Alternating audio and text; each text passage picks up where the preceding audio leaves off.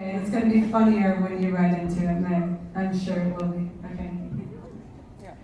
This is called Fight for Love.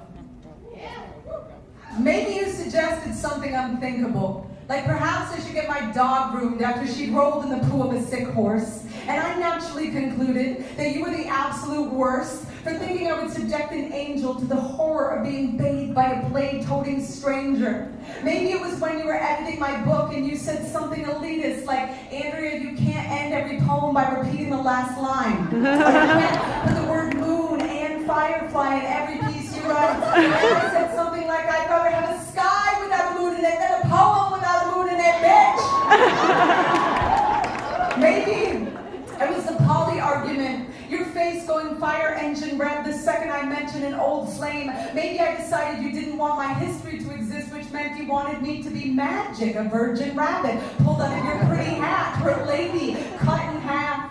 Maybe it was when you said like 6 times in a single sentence and I freaked out about our age difference and you said I couldn't argue my own time-earned wisdom while throwing a 3-year-old's tantrum. Good point. Maybe it was when I got so mad I befriended you on Facebook and you got so mad about that I decided you were the shallow end of the baby pool. Maybe you peed in the water to prove me right. Maybe it was the night at the straight bar when the table of men invited you to sit with them. Maybe you didn't notice their eyes drooling down your breast. Thought Celine Dion on the karaoke machine was just bringing them to tears. Maybe it was when you suggested the bar was queer friendly because someone had asked if I was Tegan and Sarah. Maybe it was one of those nights when I was 2 people, neither of them the real me, just caricatures of my worst possible qualities. Maybe it was when we decided to start a podcast discussing all of our arguments, then got into an argument during the first 5 minutes of recording and canceled the show. But at some point it hit me. You and I are always going to fight for love. I am always going to drag my heart into the ring to call you the knockout I've been waiting for my whole life. You are always going to trigger me into rifling through my history until every ghost is hunted out. What hurt would we have forever been hoarding in the garage? Have we never fought about your inability to park a car because the GPS stops telling you what to do when you pull into a driveway? Please run over the mailbox if that keeps me looking for new ways to send my best self to you.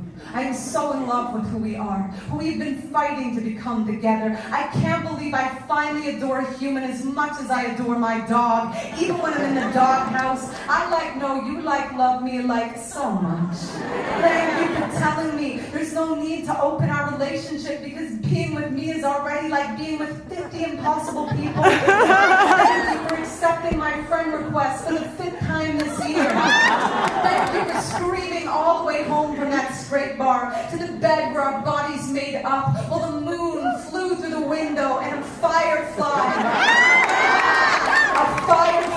poured into the room and landed in your hand, which you opened like a ring box and asked me to marry you. And we were so new. I blushed instead of answered. But a firefly is forever, and you know what my answer is. A firefly is forever, and you know what mine is.